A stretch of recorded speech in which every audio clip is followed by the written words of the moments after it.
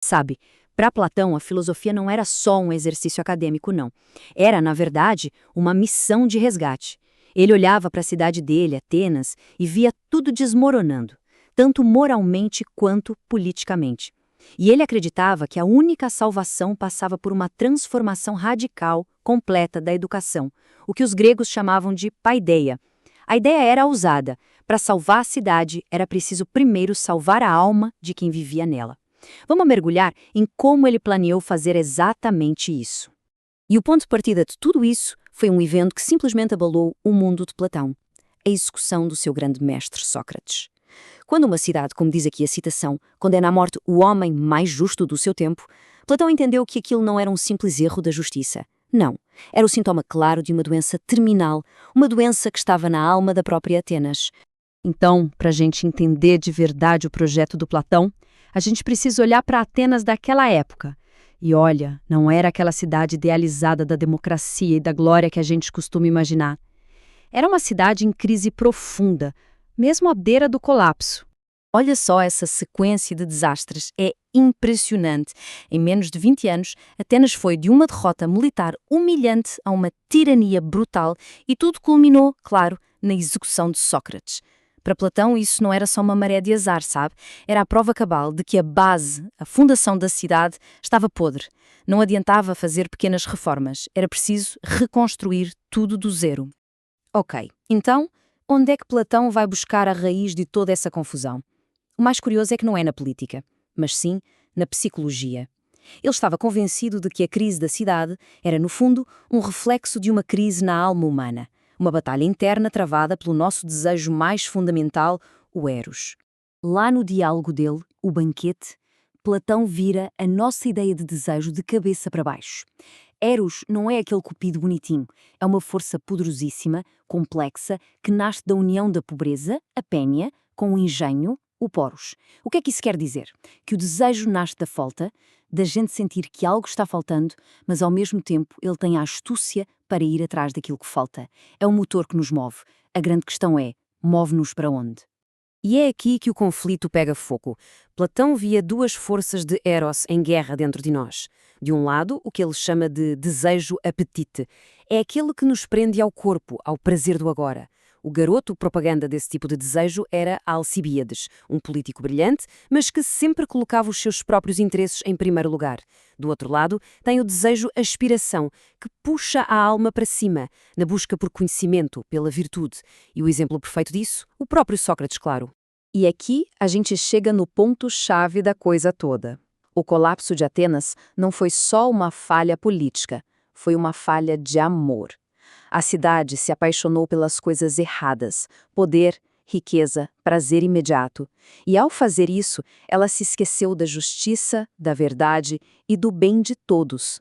Bom, se o problema está na alma, a solução também tem que estar lá. E é aqui que vem a grande sacada de Platão, talvez a sua ideia mais genial. O Estado é simplesmente a alma escrita em letras grandes. Ou seja, para a gente construir uma cidade justa, primeiro precisamos de entender como é que se parece uma pessoa justa. Platão via a nossa alma, a psique, dividida em três partes. Lá na base, no estômago, fica a parte apetitiva, que cuida dos nossos desejos mais básicos. Depois, no coração, a parte irascível, de onde vem a nossa coragem e o nosso ímpeto. E no topo, na cabeça, a parte racional. A justiça, para uma pessoa, acontece quando a razão funciona como um cocheiro, guiando os cavalos do apetite e do espírito numa harmonia perfeita. E agora vem a parte realmente brilhante. Platão pega essa mesmíssima estrutura da alma e a projeta na cidade, na polis. Para ele, a cidade também tem três partes. Os artesãos e trabalhadores são a parte apetitiva, a sua virtude é a temperança. Os guardiões, os soldados, são a parte irascível, a virtude deles é a coragem. E lá no topo, os governantes filósofos são a razão da cidade, guiados pela sabedoria. A estrutura é um espelho perfeito. Então, percebe? Para Platão, justiça não é sobre leis ou direitos como a gente pensa hoje. Justiça é harmonia. É cada peça no seu lugar, cumprindo a sua função para o bem do todo, e sempre sob a liderança da sabedoria. Simples assim e, ao mesmo tempo, incrivelmente complexo. Ok, o projeto está desenhado, mas como é que se constrói isso na prática? Como é que se garante que a razão vai estar mesmo no comando? A resposta de Platão é a paideia, aquele sistema de educação radical que ele propõe. E ele ilustra tudo isso na sua alegoria mais famosa, a alegoria da caverna. Essa alegoria é basicamente um mapa da educação platônica. A jornada começa lá no passo 1, na ignorância, onde as pessoas estão acorrentadas vendo só sombras, o que ele chama de doxa, ou seja, mera opinião. A educação é o processo de libertação e depois a subida, uma subida difícil, dolorosa, para fora da caverna, em direção à luz. É uma jornada para cima, até que no passo 4 se chega ao verdadeiro conhecimento, à episteme, a capacidade de olhar diretamente para o sol, que simboliza a forma do bem, a fonte de toda a verdade. Mas a história não acaba aí, não. Platão nos joga uma pergunta fundamental. O que é que a pessoa que viu a verdade faz agora? Fica lá fora, a aproveitar a luz do sol? Não. O dever dela é voltar para a escuridão da caverna e tentar libertar os outros, mesmo que riam dela, mesmo que a ameacem de morte, uma referência claríssima ao que aconteceu com Sócrates. E essa ideia de ter que voltar para a caverna nos leva, talvez, à parte mais polêmica de todo o projeto platônico. A paideia dele não é uma busca livre e aberta pelo conhecimento.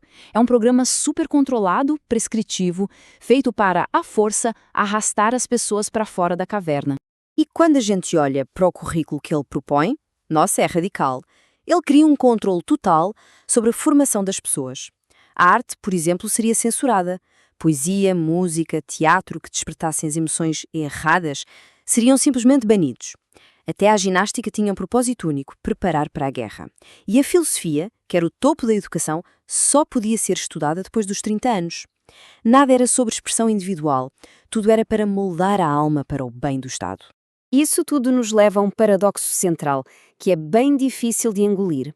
Platão diria que a liberdade que a gente acha que tem, a de fazer o que nos apetece, é na verdade uma forma de escravidão aos nossos apetites. É a liberdade de continuar acorrentado na caverna. A verdadeira liberdade para ele só existe quando a nossa vida é governada pela razão. E para chegar lá, a liberdade mais imediata, a dos sentidos, precisa de ser duramente controlada.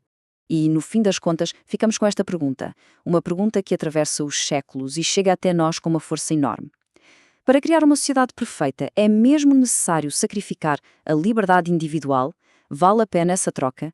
A busca por uma sociedade perfeitamente racional e harmoniosa justifica um controle tão rígido sobre a vida e o pensamento de cada um? A resposta de Platão foi um sonoro sim, mas essa é uma questão com a qual todas as sociedades, inclusive a nossa, continuam a debater-se até hoje.